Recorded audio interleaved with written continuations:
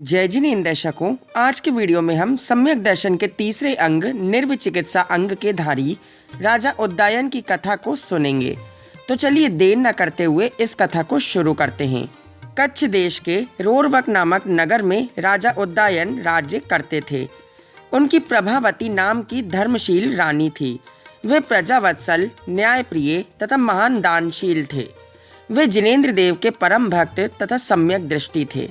एक दिन सोधर्म इंद्र ने सभा में देवों को संबोधित करते हुए कहा, हे देवगणों, सम्यक दर्शन द्वारा ही पापों का नाश होता है और पुण्य का उदय होता है।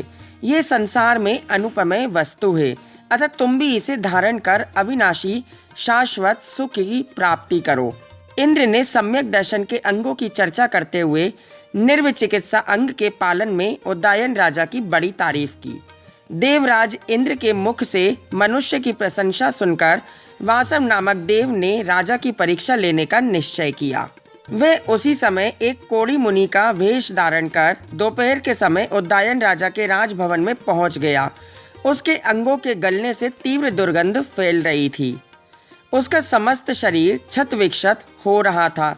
वेदना के मारे उसके पैर इधर उधर पड़ रहे थे।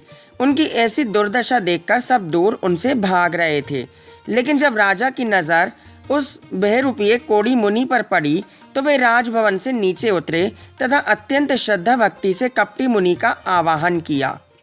उन्हें नवदा भक्ति पूर्वक शुद्ध प्रासुक आहार कराया, किंतु आहार हो जाने के बाद अपनी माया के योग से अति दुर्गंध युक्त उल्टियां करना प्रारंभ कर दी। वहां उपस्थित सभी लोग भाग गए, किंतु धन्य हैं वे राजा रानी जिनने उनकी कपटी मुनि के मलयुक्त शरीर को अपने हाथों से सावधानी पूर्वक साफ किया। शुद्ध जल से शरीर धोकर वे सोचने लगे कि हमने इन्हें प्रकृति के विरुद्ध आहार देकर कष्ट पहुंचाया है और पाप का अर्जन किया है। राजा ने मुनिराज से कहा, प्रभु हमें क्षमा करें, हमारी अज्ञानता से आपको पीड़ा हुई है। राजा की ऐसी श्रद्धा भक्ति देखकर वे छद्म भेषधारी देव बहुत प्रभावित हुआ।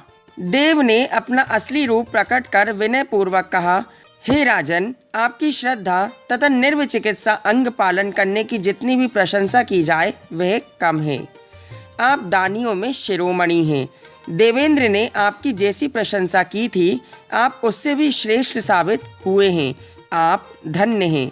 संसार में माता का ऐसा दूसरा कौन लाल है जो कष्ट पीड़ित मुनि की ऐसी वैयावृत्ति करता।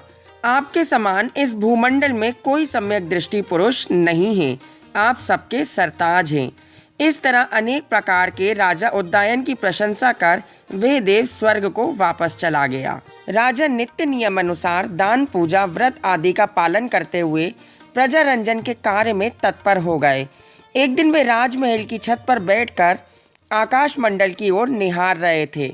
उनको वहां छाए बादलों की अनेक मनमोहक आकृतियां दिखाई दी, लेकिन देखते ही देखते क्षण भर में हवा के प्रचंड झोंकों ने उसे तितर बितर कर दिया। राजा उदयन के हृदय में संसार की क्षणभंगुरता का स्पष्ट चित्र दिखाई देने लगा था।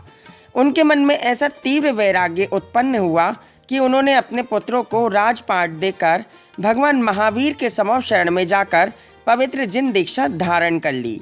दर्शकों, राजा ने दीक्षा लेने के बाद कठिन तपस्या प्रारंभ कर दी और संसार के सर्वोत्कृष्ट रत्नत्रय रूप 3 रत्नों की प्राप्ति की। इस प्रकार वह इंद्र, नरेंद्र और धर्मेंद्र द्वारा पूज्य हुए। ध्यान के द्वारा घातीय कर्मों का नाश कर उन्होंने केवल ज्ञान प्राप्त किया और संसारी जीवों को कल्याण का उपदेश करते हुए आयु के अंत में अघातीय कर्मों को नष्ट कर अक्षय मोक्ष धाम को प्राप्त किया। हम भी उन सिद्ध भगवंत के श्री चरणों में अनंत बार नमोस्तु करते हैं। रानी प्रभावती ने भी आर्य का जिन दीक्षा लेकर घोर तपश्चरण किया और आयु के अंत में समाधि पूर्वक मरण कर ब्रह्म स्वर्ग में स्त्रीलिंग छेद कर देव हुई। जिनेंद्र भगवान ही संसार में श्रेष्ठ गुणों के अनंत भंडार हैं, जो अपने केवल ज्ञान रूपी चंद्रमा द्वारा जीवों के अंधकार का नाश कर इंद्र, नरेंद्र द्वारा पूजित होते हैं। ऐसे ज्ञान के अगाध सिंधु साधु शिरोमणि भगवान हमें भी मोक्ष रूपी लक्ष्मी का वरदान दे, यही हम विनम्र प्रार्थना करते हैं। इस उत्कृष्ट चरित्र को पढ़कर हमें ये सीख लेना चाहिए कि हम भी सम्यक दर्शन को प्राप्त कर ऐसी उत्कृष्टतम वैयावृत्ति करने का पुरुषार्थ करें जो आपको 3 लोक के शिखर अर्थात सिद्धशिला पर स्थापित कर दे।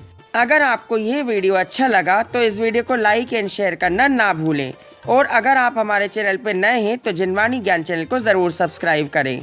जय जिनेंद्र।